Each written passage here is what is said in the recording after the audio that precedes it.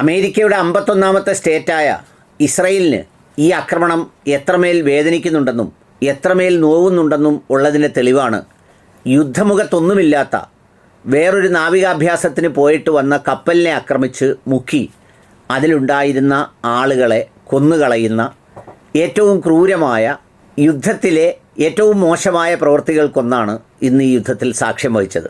Iris ദേന എന്ന് പറയുന്ന നാവിക കപ്പൽ ഇന്ത്യയുമായുള്ള സംയുക്ത പരിശീലനത്തിന് വിശാഖപട്ടണം തീരത്ത് വന്നതാണ്.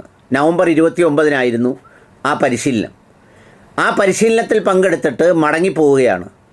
യുദ്ധം നടക്കുന്നതുകൊണ്ട് നേരെ ശ്രീലങ്കൻ തീരത്തേക്കാണ് ആ കപ്പൽ സഞ്ചരിച്ചത്. കാരണം ഒരു യുദ്ധസാമഗ്രികളോ അതിൻ്റെ സംവിധാനങ്ങളോ അല്ലെങ്കിൽ യുദ്ധത്തെ പ്രതീക്ഷിച്ചോ ഒന്നുമല്ല ആ കപ്പൽ നീങ്ങുന്നത്. വേറൊരു ദിശയിൽ വേറൊരു കാര്യത്തിന് പോവുകയാണ്. ഇപ്പം നമ്മൾ ആരെങ്കിലും തമ്മിലൊരു തർക്കം ഉണ്ടാകുന്നതിന് ഇല്ല പകരം കൊല വേറെ ആരും അറിയാതെ ഒന്നും അറിയാതെ വേറൊരു സ്ഥലത്തുള്ളവരെ ചെയ്തു തീർക്കുന്ന ക്രൂരത പോലെ ഈ യുദ്ധത്തിൻ്റെ ഭാഗമൊന്നുമല്ലാത്ത വേറൊരു കപ്പലിനെയാണ് ശ്രീലങ്കൻ തീരത്ത് വെച്ച് ആക്രമിച്ചത്. ഒന്ന് ആലോചിച്ച് നോക്കണം, നമ്മുടെ ജിയോട് എത്ര ബഹുമാനവും എത്ര ആദരവും ഉണ്ടെന്ന് നോക്കണം. കാരണം ജിയുടെ ഇന്ത്യയിൽ വന്നിട്ട് മടങ്ങിപ്പോയ കപ്പലാണ്. ആ കപ്പലിനെയാണ് ആക്രമിച്ചത്. ചിലർ വല്ലാതെ ബഹളം വെക്കുന്നുണ്ട്, അതിലുള്ളത് മുഴുവൻ ഈ അവരുടെ ശത്രുക്കളായിരിക്കുമെന്ന്. അങ്ങനെയല്ല. ഈ സംയുക്ത നാവിക പരിശീലനത്തിന് വന്നതിൽ വ്യത്യസ്ത രാജ്യങ്ങളിലുള്ള ഒരുപാട് ആളുകളുണ്ടാവും. ആ കപ്പലിനെയാണ് ഈ തകർത്ത് തരിപ്പണമാക്കിയത്, അല്ലെങ്കിൽ മുക്കിക്കളയാൻ വേണ്ടി അന്തർവാഹിനി ഉപയോഗിച്ച് ആക്രമിച്ചത്. ആ ആക്രമിച്ചത് സൂചിപ്പിക്കുന്നത് എന്താണെന്നറിയോ? ഇത്രമേൽ ഭ്രാന്തളകിയതുപോലെ അമേരിക്കയും ഇസ്രയേലും കിടന്ന് ഓടണമെങ്കിൽ അതുപോലാണ് അടി കിട്ടിക്കൊണ്ടിരിക്കുന്നത്.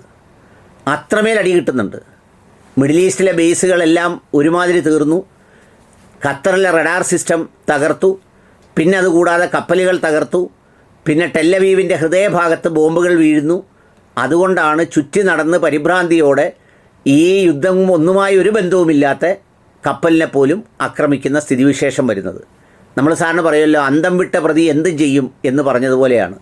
ഇതൊന്നും യുദ്ധനീതിയുടെ ഭാഗമല്ല, യുദ്ധത്തിൻ്റെ ഭാഗവുമല്ല. പക്ഷേ ഇതൊന്നും ചോദിക്കാനും പറയാനും ഇതിൻ്റെ ഇടയ്ക്കൊരു ചെറിയ ഒച്ച കേൾക്കുന്നുണ്ട്, ഐക്യരാഷ്ട്രസഭ എന്ന്. പണ്ട് ഇറാഖിനെ ആക്രമിക്കുമ്പോൾ പറയുന്നത് ഐക്യരാഷ്ട്രസഭ പ്രമേയത്തെ ലംഘിച്ചു, എല്ലാ സഭകളും കൂടെ ചേരുന്ന ഐക്യരാഷ്ട്രസഭയുടെ ബന്ധത്തെ അംഗീകരിച്ചില്ല എന്നൊക്കെയാണ് പറയുന്നത്. ഇപ്പം ഐക്യരാഷ്ട്രസഭയില്ല, ഒരു മാങ്ങാത്തൊലിയില്ല, കിട്ടുന്നിടത്തൊക്കെ വെച്ച് ചെയ്യുകയാണ്. പിന്നെ എന്നിട്ട് പോലും ഇങ്ങനെ ഇന്ത്യയിൽ വന്ന് ഇങ്ങനൊരു നാവികാഭ്യാസം കഴിഞ്ഞ് മടങ്ങിയ കപ്പലായിരുന്നിട്ട് പോലും നമ്മുടെ ജിയെ സംബന്ധിച്ചിടത്തോളം ഒരക്ഷരം മിണ്ടാൻ പറ്റുന്നില്ല. മിണ്ടാനേ പറ്റത്തില്ല, മിണ്ടത്തുമില്ല.